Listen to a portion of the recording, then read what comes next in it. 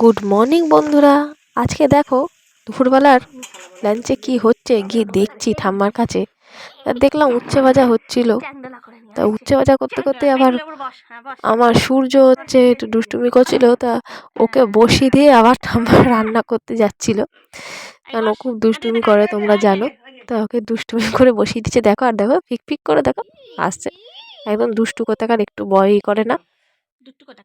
তারপর ওকে টেডি বিয়ারটা দিয়ে দিল ঠাম্মা, বললো না টেডি বিয়ারটা। আমি বললাম টেডি বিয়ারটা ঘুম পাড়া, ভালো করে ঘুম পাড়া, আয় আয় করে ঘুম পাড়া, আমি তোকে যেমন ঘুম পাড়াই সেরকম ঘুম পাড়া। তা এখনও ঘুম পাড়াচ্ছে না, এখনও শুধু নিয়ে বসে আছে। আর এই দেখো তোমাদের রান্না দেখে দিই, তোমাকে দেখালাম যে উচ্ছে ভাজা হচ্ছিলো আর তেলাপিয়া মাছের ঝাল হয়েছে। আর তা আমি খেতে বসে পড়েছিলাম, সূর্যের বাবার খাওয়া হয়ে গেছিলো। তা এর তোমার একটা তরকারি দেখালাম, সেটা হচ্ছে সব রকম তো পুঁই মিটুলি তরকারি দিয়ে চিংড়ি মাছ করা হয়েছিল। সেটা তোমাদের এই যে দেখো আমি খাচ্ছি তাই দেখাচ্ছি।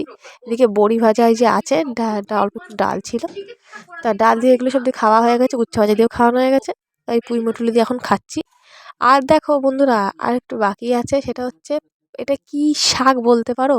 দেখো বড়িও আছে, তোমরা বলতে পারো এটা কি শাক? হ্যাঁ শাক। প্রথমে ওই দিয়ে আমি খেয়েছি, তা পালং শাকটা খেতে ভুলে গেছিলাম, এটা পালং শাক। আর এই যে দেখছো লাস্টে সোয়াবিন, তা ওই দিয়ে আমি অল্প কটা ভাত খেয়ে নিয়েছিলাম। তা আমি ভেবেছিলাম পরে খাবো, কারণ তখন আমি পুরো ভাতটা খেতে পারিনি, শরীরটা ভালো ছিল না বলে। এটা পালং শাক দিয়ে আর ওই সয়াবিন দিয়ে বাকি ভাতটা খেয়ে নিচ্ছি। পালং শাক দিয়েও খাওয়া হয়ে গেছিলো, এবার আমার সয়াবিন দিয়ে খাওয়া বাকি ছিল, তা সয়াবিন দিয়ে আমি ভাতটা খেয়ে নিচ্ছি। রাতে আমি মনে হয় রুটি করবে মা, রুটি মনে হয় হবে আমাদের ডিনারে। তা ভিডিওটা আজকে আমি বেশি দূর এগাতে পারবো না বন্ধুরা, এই লাঞ্চ অবধি এগেলাম। তো তোমাদের যদি ভিডিওটা ভালো লেগে থাকে, ভিডিওটা লাইক করে দিও এবং সাবস্ক্রাইব করে দিও আমার চ্যানেলটা। আমি পরের ব্লগে তোমাদেরকে আবার দেখাবো।